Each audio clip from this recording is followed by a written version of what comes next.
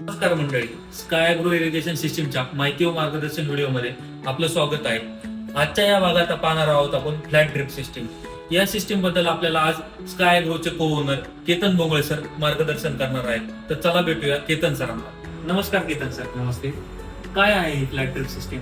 वास्तविक पाहता आपण ड्रिप इरिगेशन बघायला गेलो तर फ्लॅट ड्रिप आणि हायड्रोगोन ड्रिप आपण असं दोन त्याच्यामध्ये कॅटेगरायझेशन करतो. फ्लॅट ड्रिप जे असतं त्याच्यामध्ये हा चपटा ड्रिपर असतो आणि हायड्रोगोन मध्ये हा गोल ड्रिपर असतो. चपटा ड्रिपर असल्यामुळे ती नळी चपटी होती आणि जेव्हा आपण त्याच्यामध्ये पाणी देतो ड्रिप मध्ये पाणी सोडतो त्यावेळेस ती गोल गोल होती. एवढाच फरक असतो. तर याचे प्रकार काय असतात? तो हा किती डिस्चार्ज करतो पाण्याचा? साधारणपणे फ्लॅट ड्रिपर मध्ये किंवा फ्लॅट ड्रिप मध्ये 1 लिटर पासून डिस्चार्ज चालू होतो. 1 लिटर, 2 लिटर, 4 लिटर, 6 लिटर अशा वेगवेगळ्या प्रकारच्या आपल्या रिक्वायरमेंट नुसार आपण त्याच्यामध्ये घेऊ शकतो डिस्चार्ज. कोणत्या कोणत्या पिकांसाठी याचा वापर होतो? जनरली फ्लॅट ड्रिप जे आहे ते इनलाईन मध्ये जास्त फेमस आहे. म्हणजे त्याच्यामध्ये आतमध्ये ड्रिपर असतो. त्यामुळं फळबाग सोडून तुम्ही बाकीच्या सगळ्या पिकांना म्हणजे ऊस आहे, तरकारी किंवा बाकीच्या सगळ्या पिकांसाठी आपण फ्लॅट ड्रिप वापरू शकतो.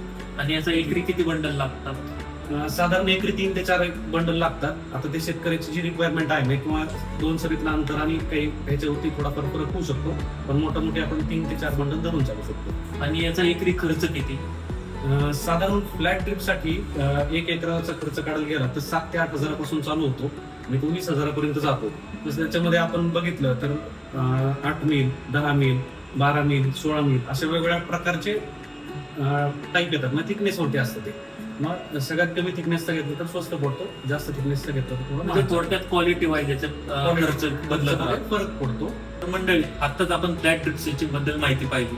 याबद्दल कोणाला काही शंका व मार्गदर्शन पाहिजे असेल तर आपण आपल्या शॉपचा पत्ता व कॉन्टॅक्ट नंबर खाली डिस्क्रिप्शन बॉक्स मध्ये देत आहोत. तर लवकरात लवकर आपल्या इथं शॉपला व्हिजिट करा किंवा कोणाला पाहिजे असेल तर कॉन्टॅक्ट नंबरवरती कॉल करा. तर आपण भेटूयात पुढच्या भागात. धन्यवाद.